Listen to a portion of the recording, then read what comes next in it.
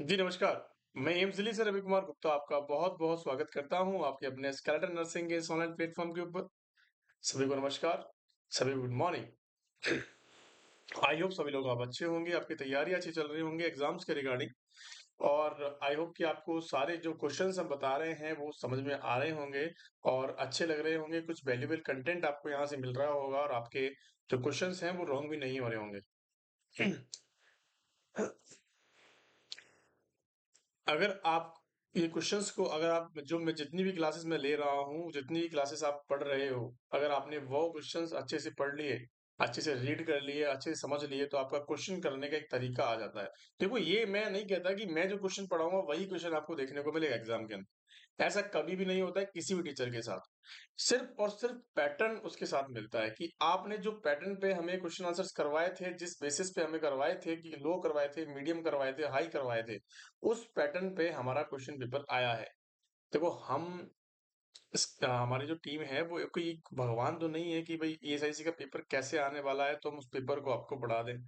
ऐसा तो नहीं होता ना। लेकिन कुछ चुनिंदा टॉपिक्स होते हैं कि इनसे तो क्वेश्चन आने ही आने वाले हैं। तो उन क्वेश्चंस पे आपको उन टॉपिक्स पे आपको फोकस कराया जा रहा है। That's it.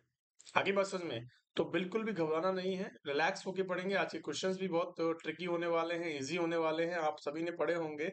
लेकिन मैं आपके लिए कुछ और ट्रिक यहाँ पे लेके आया हूँ कि कैसे-कैसे, कहाँ-कहाँ से क्वेश्चंस और बन सकते हैं। ईज़ी क्वेश्चंस और कैसे घुमा सकते हैं, वो वाली चीज़। क्योंकि ईएसआईसी में सिर्फ ईज़ी क्वेश्चंस ही आते हैं। कभी भी ऐसा नहीं होता, आप इसकी बार आपकी बार यूपीएससी करवा रहा है, तो ऐसा कुछ नहीं होगा कि यूपीएससी के करवा रहा है तो बहुत टफ सिविल सर्विसेज जैसा पेपर आ जाएगा, ऐसा कुछ नहीं होगा। तो बिल्कुल भी घबराने की ज़रूरत नहीं है, हम पूरी टीम आपके साथ है, आपको बिल्कुल रिलैक्स होके बैठ जाना है, क्वेश्चन को पढ़ना है, आंसर करना है। अगर समझ में नहीं आता है तो आप कमेंट बॉक्स में कमेंट करते हैं और हमारे व्हाट्सएप ग्रुप से जुड़ने के लिए आप यहाँ पे कॉल, मैसेज कर सकते हैं ताकि आपको इस ग्रुप के अंदर जोड़ा जाए और आपके जितने भी सवाल होते हैं बच्चों, वो सारे के सारे क्या हो जाएँ, क्लियर हो जाएँ। 9057064291। आगे बस इसमें चलिए हमारी क्लास को स्टार्ट करते हैं। क्या कह रही है क्लास? एक पहला क्वेश्चन आपकी स्क्रीन पर ये रहा कि a nurse reviews the electrolyte values. एक नर्स है जो क्या काम कर रही है, इलेक्ट्रोलाइट वैल्यूज को रिव्यू कर रही है of the client with the congestive heart failure. भैया कंजेस्टिव हार्ट फेलियर का पेशेंट है और एक नर्सिंग ऑफिसर क्या कर रहा है, उसकी जो वैल्यूज हैं, उसकी जो लैब रिपोर्ट आई हैं, उसकी इलेक्ट्रोलाइट का बैलेंस को चेक कर रहा है कि कितनी कितनी वैल्यूज इसके अंदर आई हैं। ठीक है। Note the potassium level low. अब देखो क्वेश्चन क्या कह रहा है कि उसका जो पोटेशियम, आपने क्या किया, आप एक नर्सिंग ऑफिसर हो तो आपके पास एक हार्ट फेलियर का पेशेंट है।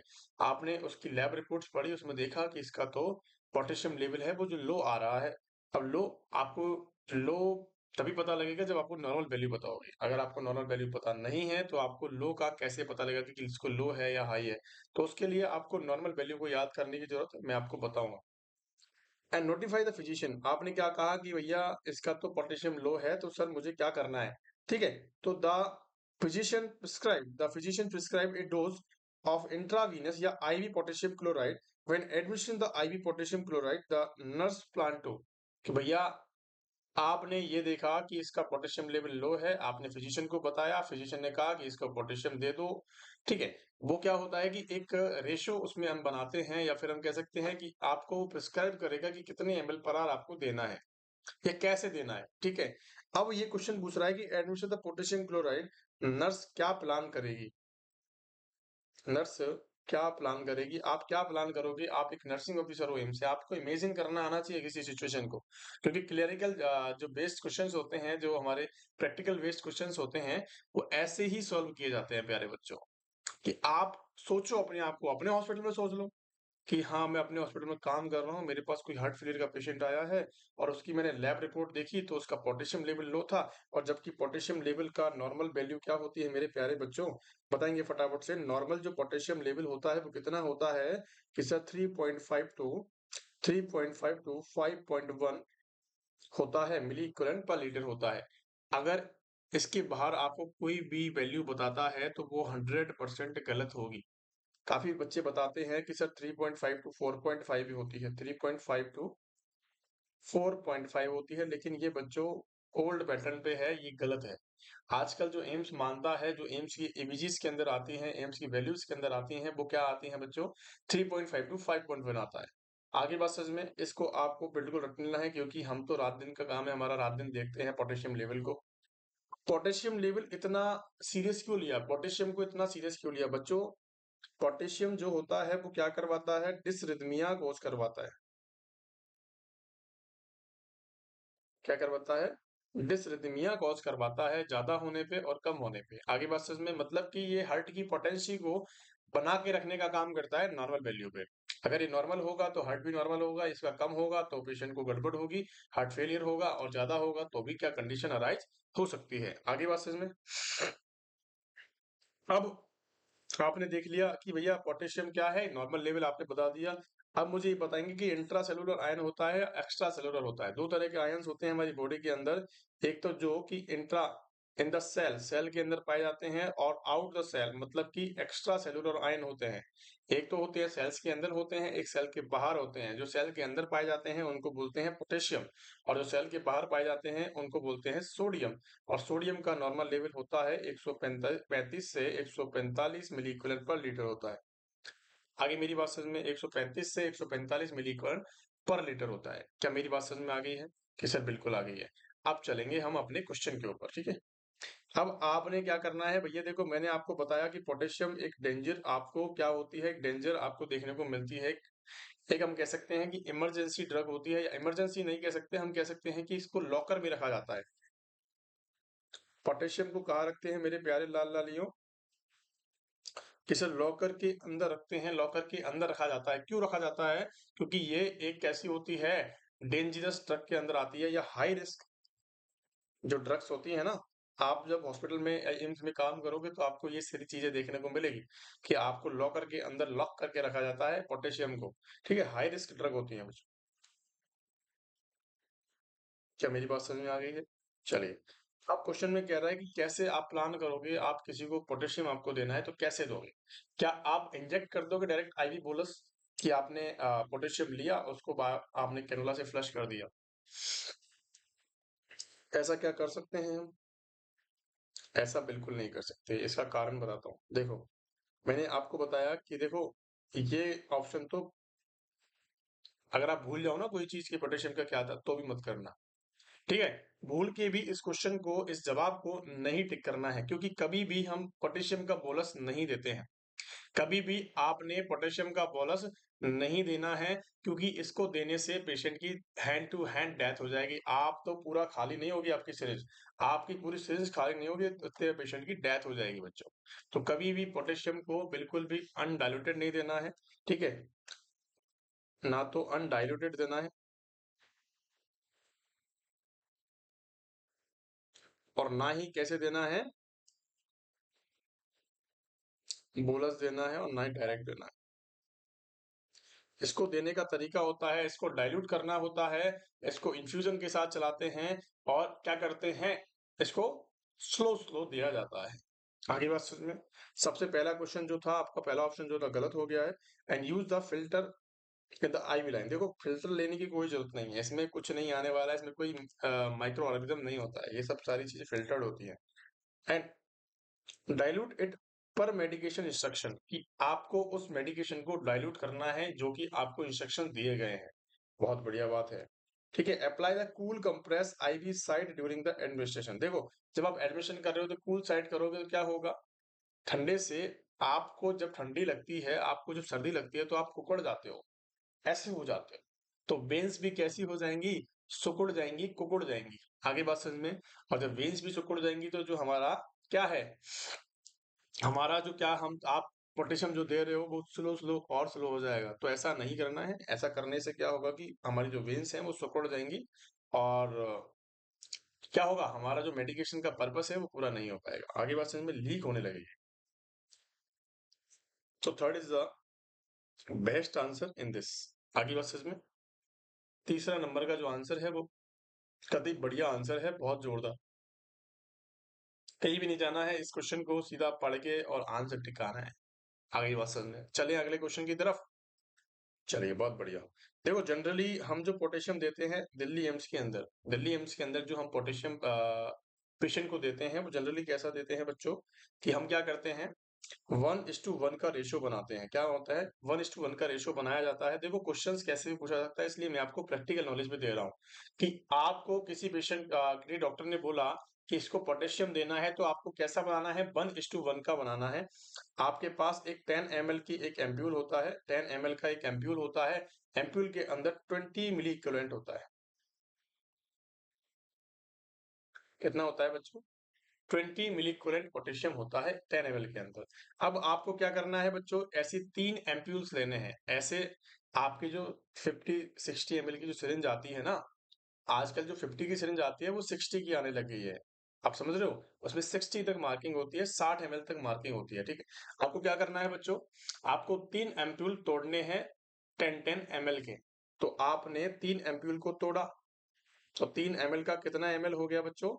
कि 30 ml हो गया सॉरी पोटेशियम हमारे पास। अब 30 ml में कितना एक 10 ml में 20 था, तो कि 30 में कितना हो गया? कि सर 60 मिली इक्विवेलेंट हो गया। कि सर 60 मिली इक्विवेलेंट हो गया, लेकिन वॉल्यूम कितना है? 30 ml ही है। अब 30 ml वॉल्यूम है, तो आपको क्या करना है? 30 ml NS लेना है। बाकी जो 30 ml है वो NS लेना है, और 30 ml और 30 ml 60 ml हो जाएगा। और 60 में कितना ml, 60 ml में कितना मिली इक्विवेलेंट हो जाएगा मेरे प्यारे लाल लालियों? कि सर 60 में 60 इक्विवेलेंट हो जाएगा, मिली इक्विवेलेंट हो जाएगा। तो ये बना कि नहीं बना 1:1 का रेशो? कि सर बिल्कुल बन गया। अब हमेशा ही आपको यही करना है, क्योंकि दिल्ली एम्स के अंदर हम सारे डिपार्टमेंट के अंदर 1:1 का ही रेशियो बनाते हैं। आगे बात समझ में, कभी भी आपसे कोई पूछे कि कैसा रेशियो बनता है, तो आपको बताना है 1:1 का रेशियो होता है। 1 ml के अंदर 1 मिली इक्विवेलेंट पोटेशियम होता है। फिर आपको कौन बताएगा इस बात को कि कितना ml पर आवर देना है आपको? तो आपको डॉक्टर बताएगा कि आप इसको कितना चला दो? आपको 10 ml पर आवर चलाना है 4-6 आवर्स। ऐसा नहीं है, ऐसा कभी भी नहीं होता है। ऐसा कभी भी नहीं होता है प्यारे बच्चों कि आपको डॉक्टर ने कहा कि इसको 10 ml पर आवर चला दो, और आपने चला दिया कब? चल रहा है, 24 घंटे चल रहा है। ऐसा कभी नहीं करना है, ध्यान रखना, पेशेंट को अरेस्ट आ जाएगा। तो हमें पूछना है, हमारी जिम्मेदारी बनती है, हमें क्या पूछना है कि सर कितने घंटे तक चलाना है और कितने ml पर आवर चलाना है, उसको चार्ट कर दो। उसको चार्ट कर दो, आप नोट कर दो, बस खत्म बात। अब वो बोल आप डॉक्टर को आप चार्ट करने के लिए बोलोगे, वो चार्ट कर देगा। कैसे करना होगा वो कर देगा कि आपको 10 ml, या फिर उस ऐसे लिखेगा 10 ml पर आर, या 10 मिली इक्विवेलेंट पर आर। दोनों बातें सेम है? दोनों की दोनों बातें सेम है या नहीं है? क्योंकि आपने सेम ही रेशियो के अंदर बनाया है। तो आपने 10 ml लेना है, 10 मिली इक्विवेलेंट लेना है, बात वही पड़ेगी, क्योंकि ये 1/1 का रेशियो है। ओके, आपको बोलेगा कि 6 आवर्स के लिए चला दो। जनरली जो होता है हम 6 आवर्स के लिए चलाते हैं। अब जिन पेशेंट का काफी कम होता है, तो उनको लॉन्ग टर्म तक चलाते हैं, 10 आवर्स तक चला सकते हैं। जिनका बहुत ज्यादा कम नहीं है, थोड़ा सा ही कम है, तो उनको 3 आवर्स के लिए, 5 आवर्स के लिए चला सकते हैं। आगे बस में ये हमें डॉक्टर डिसाइड करके देता है कि कितने घंटे तक चलाना है। अब अगर आपसे, आप क्या हो कि एम्स के अंदर नए नए जॉब लगे हो, ठीक है? एम्स के अंदर आप नई नई जॉब लग गई हो, आपकी लग गई है। अब आप गए, आपके पास एक पेशेंट मिला, आपको पेशेंट का पोटेशियम लेवल तो कम था, और आपको डॉक्टर ने कहा कि ब्रदर इसको, या नर्सिंग ऑफिसर, आप इसको एक काम करो कि पोटेशियम बोलस दे दो, सपोज दैट। अब उसने कहा कि इसको पोटेशियम 10 ml बोलस दे दो, तो क्या आप दोगे? आपकी नॉलेज भी बहुत मायने रखती है। क्यों? हमें क्या पता कि वो डॉक्टर कैसा है, अनपढ़ है, गँवार है, कहीं और से करके आया है, या फिर वो जानता ही नहीं है उसके बारे में, समझे? तो आपको बिल्कुल भी उस चीज़ पे नहीं जाना है, आपकी क्लैरिफ़िकेशंस बहुत ज़रूरी होती हैं, और हर चीज़ को ये नहीं कि अब मैंने सुना नहीं, आपको बिल्कुल क्लियर कट बात करनी है। आपको भी बिल्कुल क्लियर कट पूछना है, क्योंकि ये जान का रिस्क होता है बच्चों।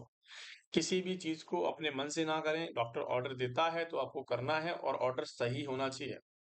आपकी नॉलेज के अकॉर्डिंग वो ऑर्डर सही होना चाहिए। अगर आपको लगता है कि इसने गलत बोला है, तो आपको क्या करना है? वेरीफाइड करना है, और फिर क्या कहना है कि सर हम बोनस नहीं देते हैं हमारे आईसीयू के अंदर, हमारे वार्ड के अंदर। आप जहाँ से भी आए हो वहाँ देते होंगे, लेकिन हम यहाँ पे नहीं देंगे, और हम देंगे तो आप इसको चार्ट करोगे, ज़िम्मेदारी आपकी होगी कि आपने जैसे बोला है वैसे ही वर्ड आपको लिखने हैं यहाँ पे। आगे बात समझ में? तो कुछ ऐसी ट्रिक्स आप समझ जाओगे, जब आप नौकरी करोगे, आप इन चीज़ों के अंदर फँसोगे, इन चीज़ों के अंदर घुसोगे, तो सारी चीज़ें आपके माइंड में आने लगेगी, और सारी चीज़ों का आप जवाब देने लगोगे। आगे बात समझ में? चलिए अगले क्वेश्चन की तरफ चलते हैं। A child is hospitalized with the diagnosis of lead poisoning. A child with the hospitalized with the diagnosis of lead poisoning. भैया देखो, एक चाइल्ड को हॉस्पिटलाइज किया गया है, लेड पॉइजनिंग का केस है, डायग्नोस हुआ है lead poisoning and chelation therapy prescribe. Chelation therapy किसके लिए दी जाती है बच्चों? लेड पॉइजनिंग का ट्रीटमेंट होता है चिलेशन थेरेपी। लेड पॉइजनिंग का ट्रीटमेंट होता है chelation therapy. Chelation therapy doctor ने उसको प्रिस्क्राइब कर दी है। The nurse caring for child, nurse एक केयर कर रही है एक चाइल्ड की, and would prepare the admission which of the following medication, मतलब वो कौन सी मेडिकेशन चिलेटिंग थेरेपी के अंदर डालेगी। कि आप कि डॉक्टर आपने क्या किया कि आप एम्स के अंदर काम कर रहे हो, आपके पास से कोई लेड पॉइजनिंग का केस आता है और डॉक्टर ने कहता है कि इसको चिलेशन चिलेशन थेरेपी लगा दो। अब जब चिलेशन थेरेपी आपको पता ही नहीं होगी तो आप कैसे करोगे, उसका एजेंट क्या है, चिलेशन एजेंट कौन सा है। अगर आपको नहीं पता है तो आपको पूछना है, अपने सीनियर से पूछना है, आपके डॉक्टर से पूछना है। आगे बात समझ में? चलिए, गलत नहीं करना है। सबसे पहली चीज आपको ये आनी चाहिए कि क्वेश्चन के अंदर एक और क्वेश्चन छुपा हुआ था जो कि आपने अच्छे से देखा होगा या नहीं देखा होगा, तो मैं आपको दिखा देता हूँ।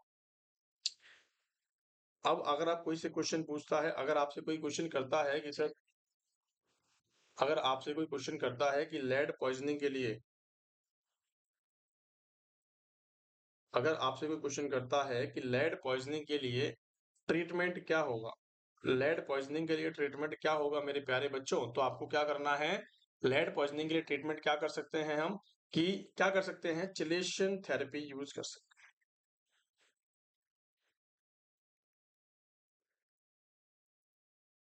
क्या करेंगे?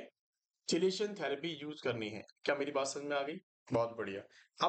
अब इसके अंदर ये पूछा गया है कि इसके अंदर मेडिकेशन कौन सी यूज करनी है। देखो, चिलेशन थेरेपी या फिर हम कह सकते हैं चिलेशन जो एजेंट होता है वो कौन सा होता है, ईडीटीए। कौन सा होता है मेरे प्यारे बच्चों? तो ईडीटी होता है चिलेटिंग एजेंट। आगे बात समझ में? तो इज बेस्ट आंसर होता है आपका 4 नंबर का, कि चिलेटिंग एजेंट कौन सा होता है, कि कैल्शियम डाइसोडियम एडिटेट, कैल्शियम डाइसोडियम एडिटेट होता है।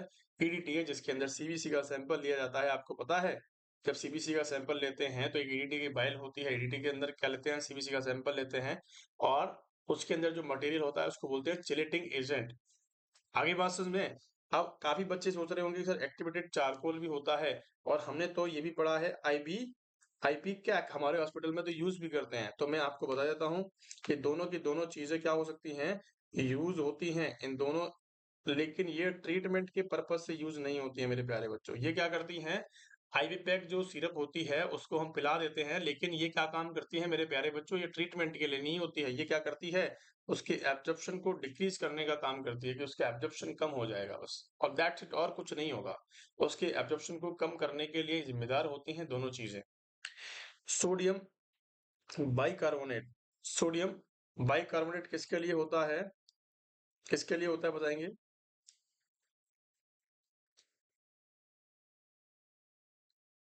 आपको पता होगा सैलिसाइलेट पॉइजनिंग के लिए क्या जिम्मेदार होता है।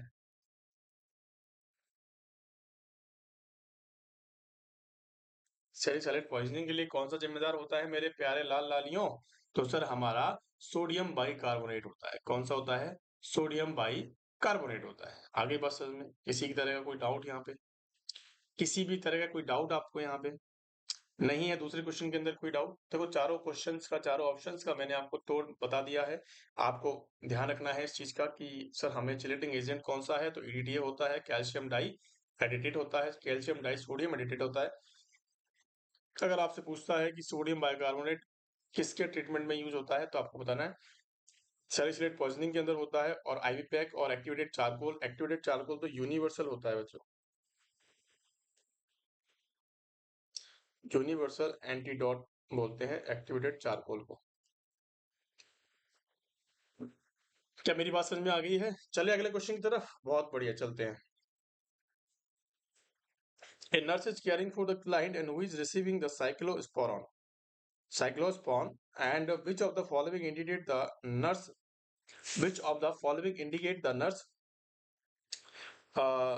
That the client is experiencing the adverse reaction of the medication. देखो सिंपल सी बात है, अगर आपको क्वेश्चन आता है, देखो फार्मा की क्वेश्चंस के अंदर क्या होता है कि अगर आपको क्वेश्चन आता है तो आप इसका क्वेश्चन का आंसर कर सकते हो, नहीं आता ना तो आप कैसे भी कितना दिमाग लगा लो नहीं कर पाओगे। आगे बात समझ में। अब मैं आपको एक छोटा सा इसके बारे में ब्रीफ डिस्कशन देता हूँ, ठीक है। उसको लिख लेना आप, क्योंकि इंपॉर्टेंट ड्रग है इसीलिए मैंने इसको लिखा है यहाँ, ठीक है। साइक्लोस्पोरॉन जो ड्रग होती है ना मेरे प्यारे लाल लालियों, साइक्लोस्पोरॉन जो ड्रग होती है ये कैसी होती है, इम्यूनो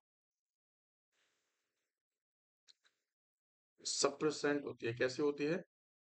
इम्यूनो सप्रेसेंट होती है। इम्यूनो सप्रेसेंट को कब देते हैं हम?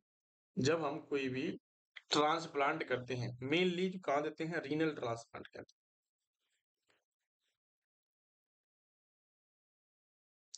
क्योंकि रीनल ट्रांसप्लांट सभी बच्चों को पता होगा इसलिए मैंने एग्जांपल लिया है। रीनल ट्रांसप्लांट के अंदर हम साइक्लोस्पोरिन ड्रग देते हैं और इसको देने का पर्पस क्या होता है कि रिजेक्शन को बचाने के लिए। क्यों देते हैं? इसका काम क्या होता है, यूज क्या है इसका, to prevent rejection, to prevent rejection. Rejection को बचाने के लिए हम क्या करते हैं, इस ड्रग का यूज करते हैं। क्या मेरी बात आपको समझ में आ गई है बच्चों? चलिए, अब इसके क्या हो सकते हैं, एडवर्स इफेक्ट हो सकते हैं। देखो है तो बहुत सारे, लेकिन मैं आपको चुनिंदा के बारे में बता देता हूँ। एक आपको नेफ्रोटॉक्सिसिटी कॉज करती है, लिख लेना बच्चों इनको, बहुत इंपॉर्टेंट है। नेफ्रोटॉक्सिसिटी कॉज करती है, ठीक है। आपका जीआईटी इफेक्ट डालती है। हाइपर कैलिमिया कॉज करती है, मतलब कि पोटेशियम लेवल को बढ़ाने का काम करती है, ठीक है। हाइपर कैलिमिया कॉज करती है, हाइपर टेंशन कॉज करती है, ठीक है। इन्फेक्शन कॉज करवाती है। देखो इम्यून सप्रेसेंट है तो इन्फेक्शन होने के चांसेस ज्यादा होते हैं, क्योंकि ये हमारे इम्यून सिस्टम को क्या कर देती है, कम कर देती है, बंद कर देती है। अब वो काम नहीं करेगा तो इन्फेक्शन तो भाग भाग के आएंगे हमारे पास, ठीक है। और हिर्सुटिज्म करवाती है। हिर्सुटिज्म का मतलब होता है लड़कियों के अंदर दाढ़ी मूंछ का आ जाना, हिर्सुटिज्म कहलाता है। अब आपको इन चीजों से समझना है, इन्हीं चीजों से मैं आपको समझा देता हूँ, ठीक है। आपको सिर्फ और सिर्फ ध्यान देना है दो चीजों के ऊपर। तो मेनली आपको जो फोकस करना है, अगर कोई एक पेशेंट है जो आपको साइक्लोस्पोरिन लेता दिखाई दे रहा है या फिर साइक्लोस्पोरिन ले रहा है, आपके पास वार्ड में एडमिट है और वो पेशेंट को आप साइक्लोस्पोरिन दे रहे हो, तो मेनली आपको किन किन चीजों पे ध्यान रखना है, पेशेंट के आउटपुट पे और पोटेशियम लेवल पे। अगर उसका पोटेशियम लेवल बढ़ता है तो आपको तुरंत के तुरंत इन्फॉर्म करना है डॉक्टर को। अगर उसका आउटपुट भी कम होता है, अगर 30 ml/h से कम होता है तो आपको इन्फॉर्म करना होता है। तो यहाँ पे hyper kalaemia is the best answer. Hyper kalaemia is the best answer. क्या मेरी बात समझ में आ गई है? चलिए,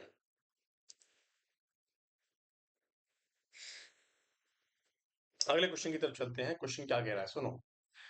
A nurse is reviewing the records of the recently admitted the client। एक नर्स है जो कि एक रिसेंट एडमिट हुआ है क्लाइंट एंड पोस्टमार्टम यूनिट के अंदर। पोस्टमार्टम का मतलब सभी को पता होगा, डिलीवरी के बाद का 6 महीने तक का समय पोस्टमार्टम पीरियड कहलाता है, ठीक है। आई बात समझ में।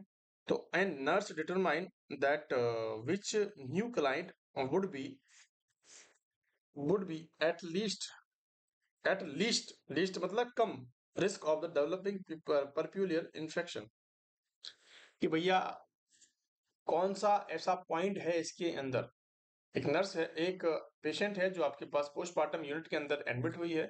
आप ये देख रहे हो कि आप उसको सबसे कम इन्फेक्शन देने के बारे में बात कर रहे हो कि सबसे कम इन्फेक्शन किस चीज के अंदर होगा, सबसे कम एंड सबसे कम किस इन्फेक्शन किस चीज के अंदर होगा। देखो एक client with history of the previous infection, अगर किसी को पहले से ही इन्फेक्शन यूटीआई वगैरह है तो उसको तो बहुत ज्यादा रिस्क होगी, तो ये गलत क्वेश्चन होगा। A client who had the excessive number of vaginal exams। एक अगर क्लाइंट है आपका, इसमें तो सबसे ज्यादा रिस्क होती है, इसमें इसमें हम बोलेंगे कि मोर रिस्क। क्यों मोर रिस्क क्यों होगी बच्चों, मतलब क्यों होगी, आपके दिमाग में आइडिया नहीं आया कि क्यों सर, कि सर मोर रिस्क अगर है तो क्यों है? आपने लिख तो दिया मोर, तो हम कैसे मान लें इसको मोर होगी? अब यार जो सिंपल सी बात है, अगर आप किसी भी चीज को बार बार छुओगे तो एक बार इन्फेक्शन लगने के चांसेस बहुत ज्यादा होते हैं। अगर आप एक तो क्या कर रहे हो, मिनिमल उसको टच कर रहे हो, एक आप उसको मैक्सिमम टच कर रहे हो, तो मैक्सिमम वाले में चांसेस ज्यादा होंगे ना। तो क्या आपको क्वेश्चन में क्या दिखाई दे रहा है मेरे प्यारे लाल लालियों? क्या कह रहा है? The client who had the excessive number of vaginal exams, के बार बार में विजिनल एग्जामिनेशन हो रहे हैं तो इन्फेक्शन तो वैसे ही हो जाएगा। होगा या नहीं होगा? सर बिल्कुल हो जाएगा। हमें पूछा गया है एट लीस्ट डेवलपिंग, ठीक है। A client who underwent the vaginal delivery of new one, बहुत बढ़िया बात है कि अगर किसी की नॉर्मल डिलीवरी हो गई है तो ठीक है, वेजाइनल डिलीवरी हुई है तो। A client who experience the prolonged rupture of membrane, अगर आपकी प्रोलॉन्ग्ड रप्चर, एक क्लाइंट है जो कि प्रोलॉन्ग लंबे समय से उसकी मेम्ब्रेन जो है वो रप्चर है, मेम्ब्रेन जो है रप्चर है, तो उसके अंदर तो वैसे ही क्या होगा बच्चों, वैसे ही उसके अंदर तो इन्फेक्शन होने के बहुत ज्यादा चांसेस होंगे। तो सी इज द बेस्ट आंसर, जिसका भी थर्ड आंसर दिया है वो बच्चा करेक्ट है, और उसका करेक्ट आंसर है, क्योंकि इसके अंदर क्या होगा कि कम से कम रिस्क होगी और जल्दी से जल्दी इसके घाव जो है वो भर जाएंगे। क्वेश्चन नंबर अगला क्या कहता है आपकी स्क्रीन पर, ये रहा। The tonsillectomy which of the following fluid और food items is appropriate to offer, क्या कह रहा है क्वेश्चन कि आफ्टर टॉन्सिलेक्टोमी, सबसे पहली बात तो टॉन्सिलेक्टोमी क्या होती है कि भैया removal of tonsils, removal of tonsil, tonsils को निकाल देना ही क्या कहलाता है, टॉन्सिलेक्टोमी कहलाती है, ठीक है। देखो जिस भी वर्ड के पीछे एक्टोमी लगा हो, एक्टोमी लगा हो उसका मतलब होता है रिमूवल, जिसकी जिस भी वर्ड के पीछे स्कोपी लगा हो उस वर्ड का मतलब होता है विजुअलाइजेशन,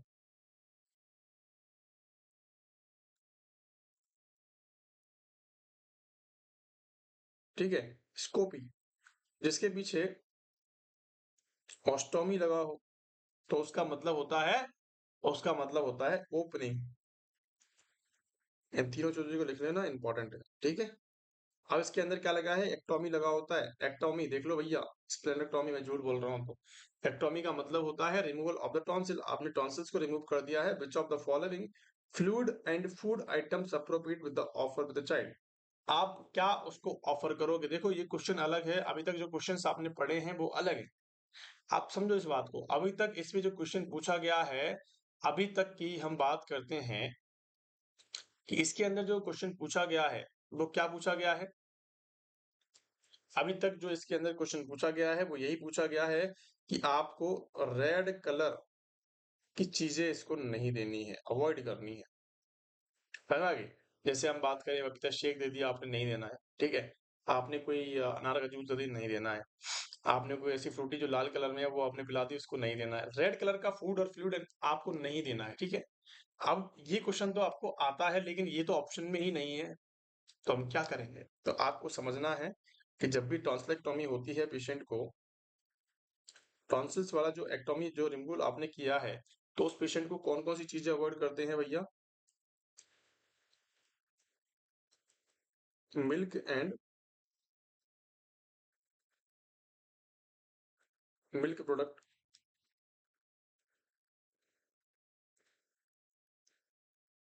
आपको एक्सेसिव हॉट एंड कोल्ड, आपको बहुत ज्यादा ठंडी और बहुत ज्यादा गर्म चीजें नहीं खानी है, ठीक है। बहुत ज्यादा ठंडा और बहुत ज्यादा गर्म नहीं खाना है, मिल्क एंड मिल्क प्रोडक्ट नहीं लेने हैं, और क्या नहीं लेना है आपको, red colour food and fluid, आपको ये नहीं लेना है। तो यही सारी चीजें जो आपको नहीं खानी है बच्चों, क्योंकि इनको खाने से अगर आप रेड चीजें लेते हो तो आपको क्या लगेगा कि कोई ब्लीडिंग अगर होती है तो आप समझोगे कि नहीं मैंने ये चीज खाई थी इसलिए ब्लीडिंग, ये ब्लीडिंग नहीं है, वही चीज है, ठीक है। तो इसीलिए आपको रेड चीजें अवॉइड करनी होती है। मिल्क एंड मिल्क प्रोडक्ट आपको अवॉइड क्यों करना है बच्चों? क्योंकि ये क्या करेगा कि ये करेगा, इरिटेट करेगा हमारी, ये क्या करेगा, आप जैसे में दूध पिया आपने, दूध जो गाढ़ा होता है, आप गाढ़ा दूध आप पियोगे तो उस पे जो घाव है, आपने जो टॉन्सिलेक्टोमी करी है उस पे जाके जम जाएगा और उसको इरिटेट करने की कोशिश करेगा। आगे बात समझ में। एक्सेसिव हॉट एंड कोल्ड इसलिए नहीं खाते हैं, इसलिए नहीं पीते हैं कि आप ये डायरेक्टली म्यूकोसा के ऊपर जाएगा और उसको इरिटेट करेगा और ब्लीडिंग को परफ्यूज करेगा। आगे बात समझ में। सिंपल सी बात है, आपको क्या लेना है, ये तो अवॉइड करने वाली चीजें हैं। और नीड, आप इन चीजों को ले सकते हैं। कौन कौन सी चीज ले सकते हैं? Clear cold fluid. कोल्ड का मतलब ये नहीं है कि आप बहुत ज्यादा ठंडा खा रहे हो, आइस डाल के खा रहे हो, वो नहीं करना है। नॉर्मल जो ठंडे होते हैं चीजें। अब इसके अंदर देखो, जिंजर वाले का कोई मतलब नहीं है, कूल चेरी, बहुत ज्यादा ठंडी चीजें नहीं खानी है। वनीला जो होता है वो मिल्क से बनता है, तो मिल्क तो वैसे ही नहीं खाना है। तो ग्रीन जेल ओ आपको खानी है। क्या मेरी बात समझ में आ गई है? इंपॉर्टेंट सवाल है, इसीलिए मैंने आपको बता दिया है। चलिए अगले क्वेश्चन की तरफ चलते हैं, या फिर इस क्वेश्चन के अंदर मुझे एक आंसर बताएंगे कि टॉन्सिलेक्टोमी के बाद, टॉन्सिलेक्टोमी किसी पेशेंट की हो चुकी है तो हम उसको पोजीशन कौन सी देते हैं? देखो, दो तरह की पोजीशंस होती हैं, हमेशा पोजीशन पे क्वेश्चन पूछे गए हैं, इसलिए याद रखना टॉन्सिलेक्टोमी वाले पेशेंट के अंदर हमेशा क्या करते हैं, या तो हम क्या देते हैं, साइड लाइन पोजीशन देते हैं। साइड लाइन पोजीशन देते हैं ताकि जो आपका जो गंदा ब्लड आपके मुंह से निकल रहा है, जो ड्रेन निकल रहा है, उसको बाहर किया जा सके। ठीक है, रिमूव किया जा सके। या फिर आप क्या कर सकते हो, प्रॉन पोजीशन दे सकते हो। तो इन्हीं सारी चीजों को आप कर सकते हो, ले सकते हो। क्या मेरी बात समझ में आ गई आप सभी को? यहाँ तक कि क्लास में किसी को डाउट है? अगले क्वेश्चन की तरफ चलते हैं। A nurse is caring for a nurse is caring for a client after a supraanterior craniotomy. Supraanterior क्रीनियोटॉमी, भैया इसका मतलब समझना है आपको। क्रीनियोटॉमी, क्रीनियोटॉमी का मतलब होता है कि खोपड़ी को खोल देना, खोपड़ी को खोल देना। एक पेशेंट की है जो क्या हुआ है, क्रेनियोटॉमी हुई है। The nurse place a sign above the client bed sitting. भैया उसका एक साइन है कि उसको कैसे साइन में रखना है बेड को, bed sitting of the client and would maintain the would be maintain, वो अपना जो स्टेटस है वो मेंटेन करे। In which of the following position, कौन सी पोजीशन में उसको रखना है क्रेनियोटॉमी के बाद? सिंपल सा क्वेश्चन इसके अंदर पूछा गया है, बहुत सारी घुमा फिरा के बातें करी हैं, लेकिन हमने इसमें एक ही बार में हमने क्या निकाले, इसको सोल्यूशन निकाल लिया। अब आपको बिल्कुल नहीं घबराना है। क्या होता है कि जब भी आपको कॉमन सेंस यूज करना है बच्चों, कॉमन सेंस से बाहर कोई क्वेश्चन नहीं होता है। अब आपके पास कोई पेशेंट है जो क्रेनियोटॉमी होके आया है, आप सोचो क्रेनियम के अंदर कौन सा प्रेशर लगता है? इंट्राक्रेनियल प्रेशर लगता है ना। तो भैया जब आप क्रेनियोटॉमी करोगे तो ये बढ़ेगा, और इसको घटाने के लिए हम कौन सी पोजीशन देते हैं, सेमी फाउलर देते हैं। अगर आप उल्टा दोगे तो भी नहीं होगा, प्रॉन दोगे तो नहीं होगा, डोर्सल रिकमेंड दोगे तो नहीं होगा। आपको क्या करना है, आईसीपी को कम करना है और आउट को बढ़ाना है। इन दोनों बातों को करने के लिए आपको सेमी फाउलर पोजीशन देनी पड़ेगी। सिंपल सा बंदा है, सिंपल सा फंडा है, सिंपल क्लासेस है। आगे बात समझ में? चलिए, थैंक यू सो मच। आपकी क्लास यहीं तक होगी बच्चों, ठीक है। और बाय बाय सभी को। पढ़ते रहिएगा, पढ़ते रहिएगा। अगर किसी भी क्वेश्चन में आपको डाउट होता है तो आप हमें कॉल मैसेज कर सकते हैं हमारे सपोर्टिव नंबर्स के ऊपर। Thank you so much for being there.